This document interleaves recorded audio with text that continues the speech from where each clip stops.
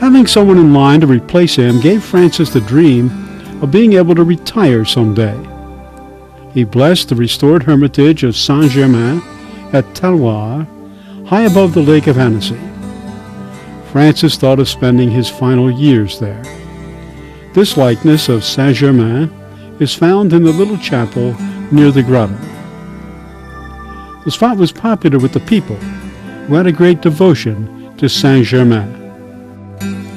Saint-Germain's remains are presently kept in the chapel. Even today, the grotto is a well-frequented pilgrimage place.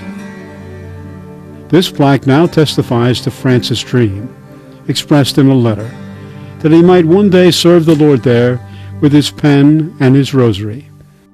He said that ideas came to him there as abundantly and as fine as the snows that fall there in the winter. He would be surrounded by the panorama of the Lake of Annecy and the surrounding mountains.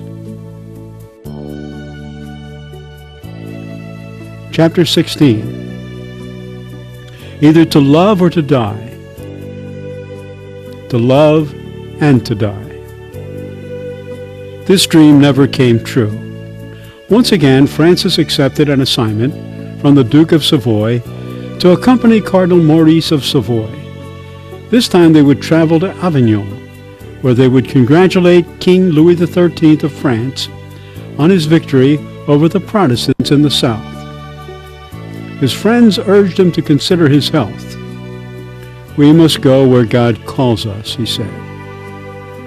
He wrote his will, pictured here, received his brother and the canons of the cathedral, and left.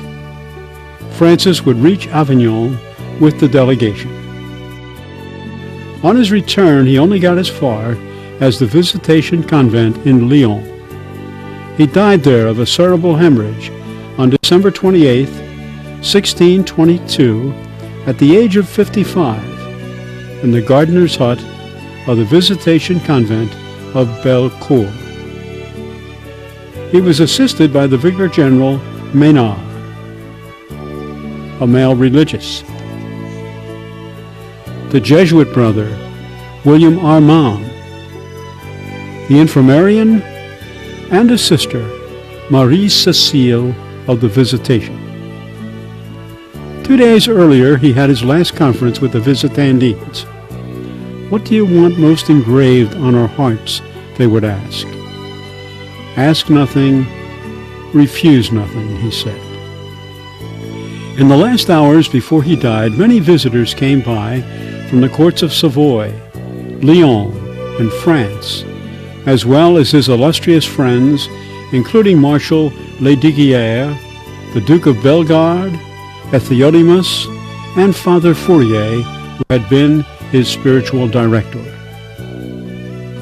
An etching depicts the event that took place in 1632, when the hand of the exhumed body of Francis de Sales was placed on the head of Jeanne de Chantal. She said she felt his fingers squeezing her head. After Francis had died, in keeping with the customs of the time, surgeons removed his heart and gave it to the sisters of the monastery of Lyon. The monastery in the Bellecour section of Lyon was founded in 1615. It remained there until the French Revolution. They had to leave in 1793, as other religious did. The whole community made its way by stages in small groups to Mantua in Italy. From there they settled in Venice until 1913, when the monastery was transferred to the Italian city of Treviso, not far from Venice. The Visitation Sisters of Treviso still have the heart of St. Francis de Sales. It is in a reliquary above a small altar in their monastery chapel. A grille protects it. It is in a glass enclosed case. The heart is accepted popularly as the symbol of love. Jane and Francis had a great devotion to the heart of Christ, which shows such love for us. Another Salesian saint, a Visitation nun, who lived in the 1600s, St. Margaret Mary, would make devotion to the Sacred Heart of Christ popular. Frances' body, and later that of Jane, would be buried in the first monastery of the Visitation in Annecy. They would remain there until the French Revolution closed the monastery. The monastery was moved through the city of Annecy over the years. At one time there were 2 active monasteries. This one is known as the Second Visitation Monastery. It is now a convent of the Sisters of St. Joseph. The statue of Francis, seated, the posture of a doctor of the church and teacher, is found outside the second monastery. The city of Annecy created it in the early 1900s, the result of a process of allowing artists to submit their designs for a statue of Francis. The design here depicted won out over one that showed Francis standing, blessing Annecy. The statue was dedicated in 1924. A book, probably the Introduction to the Devout Life, or the Treatise on the Love of God, is at his side. Today, the Visitation Monastery is attached to the Basilica, high on a hill above Annecy. The remains of Francis and Jane are honored there. Francis on the left side of the sanctuary, Jane on the right. The city of Annecy still honors Francis. He sits before the beautiful canal that runs through Annecy, a tribute to the saint who found the beauty of God in ordinary things. God's beauty alongside each person's path. The beauty of the individual who had been given a share in God's beauty. The artist who made the windows in the present basilica in Annecy depicts Francis being raised by angels into heaven, an apotheosis, a rising from this world into the next. Francis had been able to achieve the one thing he was willing to settle for in his ordeal in Paris as a young student, to live in a loving relationship with his God in this life.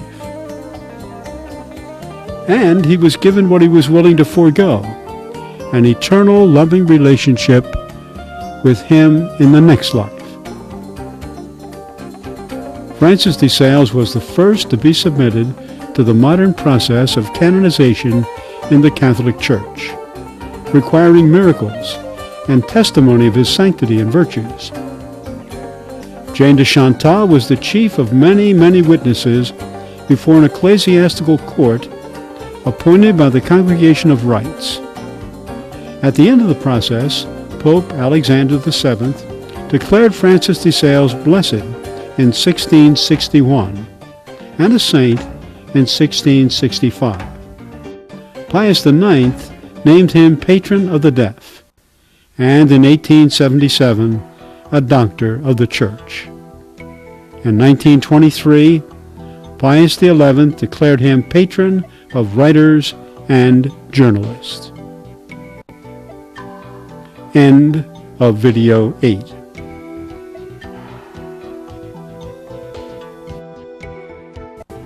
Produced by DeSales University.